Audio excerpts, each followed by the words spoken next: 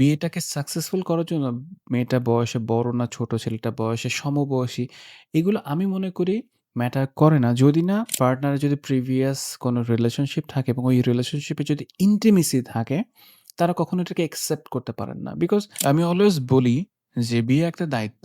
বিয়ে কোনো রোম্যান্স করার জায়গা না।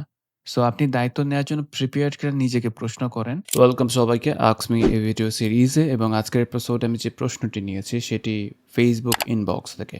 ফেসবুক ইনবক্সে একজন ফেসবুক ইউজার আমাকে যা লিখেছেন তার কথাগুলোকে সামারি করে আপনার সাথে শেয়ার করছি। অ্যাট দ্য সেম টাইম পাশে স্ক্রিনশটটিও শেয়ার করব এবং ডেসক্রিপশন বক্সে সম্পূর্ণ কোয়েশ্চেন দেওয়া থাকবে। আপনি চাইলে পড়ে দেখতে পারেন। ৩৩ বছর বয়সী একজন ফিমেল পারসন আমাকে লিখেছেন ঘটকের থ্রুতে তার জন্য পাত্র দেখা হচ্ছে। তার ফ্যামিলি ঘটককে জানিয়েছেন যে তার একটা এনগেজমেন্ট ছিল প্রবাসী ছেলের সাথে, বাট ওই এনগেজমেন্টটা ভেঙে যায়।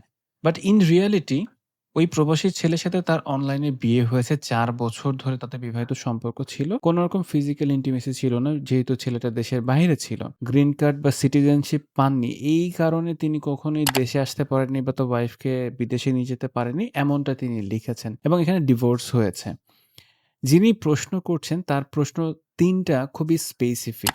১ম প্রশ্ন হচ্ছে তিনি কি তার উড বি হাসব্যান্ডকে তার বিয়ের কথা মানে সত্য কথাগুলো বলবেন কিনা এটা তিনি জানতে চেয়েছেন। নাম্বার ২ হচ্ছে যেহেতু তাদের বয়স খুবই কাছাকাছি 34, 33 এই বিয়েতে বসাটা মানে মেয়েটার জন্য ওয়াইজ হবে কিনা তিনি জানতে চেয়েছেন। অ্যান্ড নাম্বার ৩ ১ম মিটিং এর সময় তাদের আসলে কি ধরনের প্রশ্ন করা উচিত? মানে তিনি তার উড বি পার্টনারকে কি ধরনের প্রশ্ন করবেন? কিভাবে বুঝবেন যে এই মানুষটা তার জন্য সুইটেবল হবে নাকি হবে না? তিনি প্রচন্ড টেনশনে আছেন। তিনি বেসিক্যালি এই প্রশ্নের উত্তরগুলো খোঁজার চেষ্টা করছেন।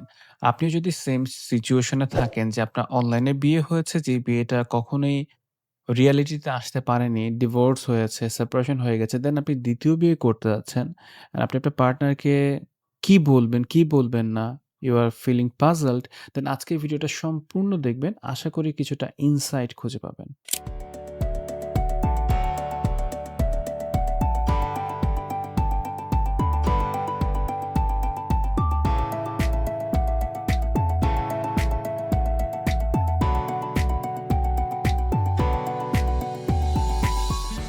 আমাকে যেহেতু খুবই স্পেসিফিক কোয়েশ্চেন করা হয়েছে যে, তাকে সব সত্য বলব কিনা? যে আগে বিয়ে হয়েছিল, ৪ বছরের বিবাহিত জীবন ছিল, বাট কোনো ইন্টিমেসি ছিল না, দেখা সাক্ষাৎ হতো না। এই কথাগুলো বলব কি বলব না? ওয়েল, এই পয়েন্টটাতে খুবই সাবজেক্টিভ অ্যান্সার আমার কাছে থাকে। সাবজেক্টিভ বলছি এই কারণে, আমি ব্যক্তিগতভাবে বিশ্বাস করি অ্যাজ এ হিউম্যান বিইং যে সত্য বলাটাই ওয়াইজ। আপনি যখন সত্য বলবেন, আপনার কাছে আসলে কোনো ভয় থাকবে না। কিন্তু আপনি যখন সত্য না বলে কিছুটা আংশিক সত্য বলবেন, আংশিক ঢেকে রাখবেন, আপনি অলওয়েজ একটা আতঙ্কে থাকবেন।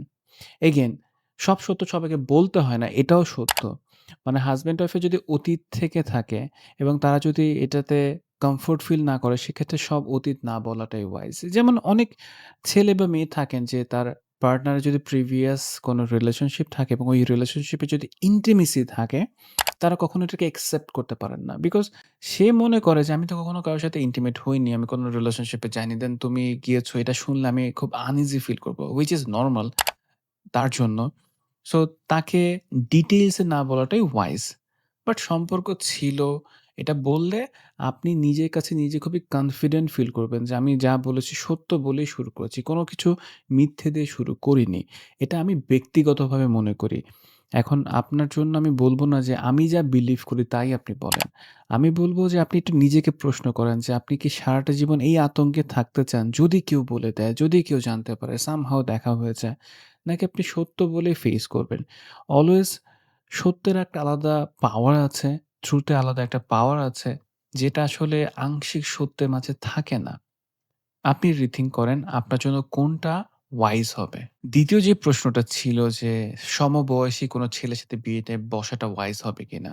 আমি বিয়ে করার আগে কি বিষয় চিন্তা করবেন সেটা নিয়ে একটা ভিডিও করেছিলাম অনেক আগে। আপনি চাইলে আমার এই ভিডিওটা দেখে আসতে পারেন। এই ভিডিওটা দেখলে আপনি কিছুটা ডিটেইলে ইনসাইট খুঁজে পাবেন বলে আমি আশা করি।